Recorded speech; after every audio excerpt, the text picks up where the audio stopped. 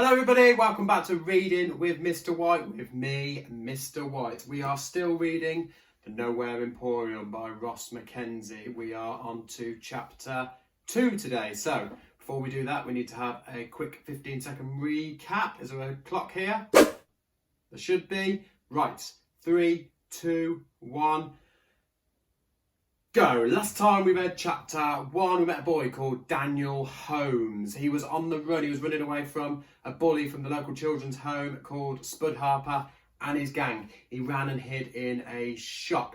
The shop had lots of weird and wonderful things in there, including a shopkeeper. Shopkeeper came out, asked Daniel what his favourite animal was. Daniel said it was a magpie. A few minutes later, some magpies appeared from behind a curtain, flew around the room, and then poof, in a flash of light, they disappeared and turned into rubies. Daniel got a bit scared, a bit weirded out. He ran out the shop.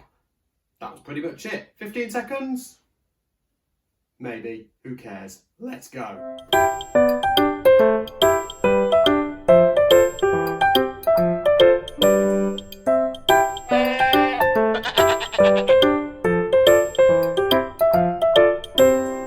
Chapter 2, The Return Customer.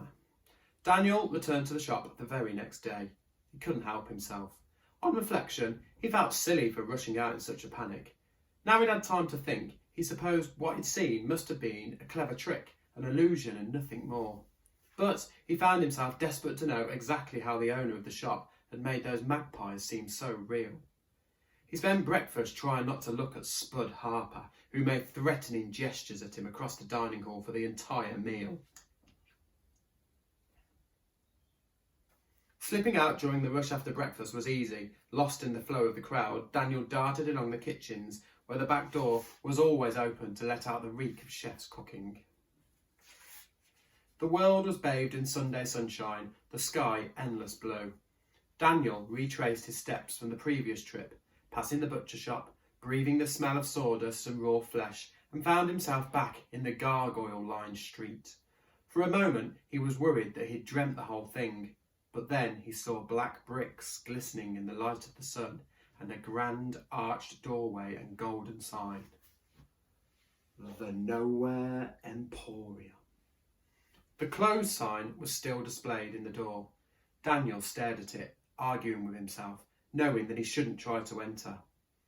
But something about the shop was pulling him in. His hands trembled as he reached for the handle. The door was not locked. He pulled it open and felt warmth spilling from the shop. Inside, it was exactly as he had left it. There was no sign of the owner, no hint of the silver birds. Daniel examined the column of books where the magpies had landed.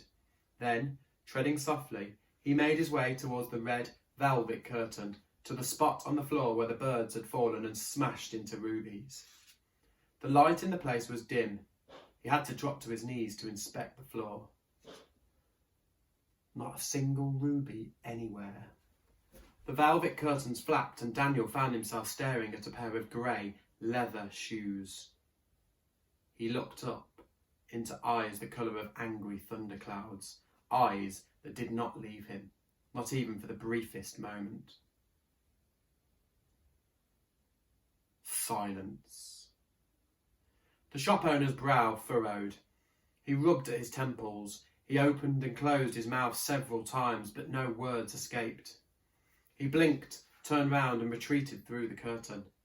Then he poked his head back into the shop, as if checking to see if Daniel was really there. Eventually he burst through the curtain and stood inches from Daniel, stooped over so that they were eye to eye. He smelled like pages of old books. "How can I help you?" he said. His voice was calm, but the look in his eyes suggested that a storm was erupting somewhere in his brain. Daniel said, "I just wanted to look around. Is that okay?" The man craned his neck so that his face was even closer to Daniel's. He narrowed his eyes and whispered, "You remember this place?" "Yeah, I was only here yesterday." The man grabbed him by the wrist and rushed him over to his desk. "Have a seat," he said, pushing Daniel into a wooden chair, sitting himself on his desk. He pressed the palms of his hands together. "What do you remember?" he said. "Tell me exactly." I remember everything. The books and the mirrors and the clocks. Meeting you, the silver magpies." The man held up a finger to quiet Daniel. His eyes were darting about the place. "How is that possible?" he said. "Sorry?" said Daniel in confusion. "Have I missed something? How is what possible?" The man leapt to his feet. "Which children's home are you from?" he asked. "St. Catherine's," said Daniel. "It's only a few streets away." The man nodded. Have you ever noticed strange things happening around you? Lights flickering, mirrors smashing, that sort of thing?" "No, why?" "Oh, no reason," said the man with a casual wave of his hand. Then he grabbed Daniel and pulled him from the chair, ushering him towards the door. "Listen, Daniel Holmes, we're closed, as the sign on the door so clearly states, so I think you should be toddling off home." But... And with that, Daniel was pushed out into the street, completely stunned by what had just happened. On the other side of the glass, the owner stared at him for a moment, and when Daniel blinked, he was gone. Daniel began to trudge back down the street, hands in pockets, aiming kicks at the occasional stone. If he looked around at the correct moment, he might have noticed the door of the Nowhere Emporium opening a fraction, and an ashen hand tossing 2 silver birds into the air.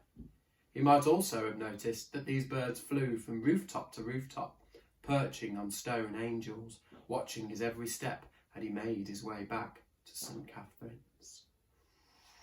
Ooh, short chapter that, but a few strange things going on.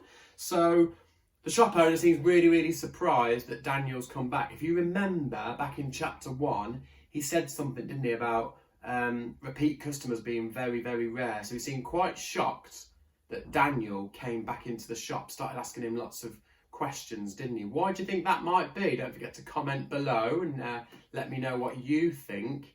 And then the magpies that he let out at the end, were they following Daniel, do you think? Why were they following him? Very strange. Who knows what's going to happen next? Let me know what you think. Don't forget, hit the subscribe button. I think it's down this side, isn't it? I don't know. Comment, let me know what you think, and check back tomorrow where we will be reading chapter 3. I'll let you know what chapter 3 is called. It is called Ambushed. Okay, see you later. Bye.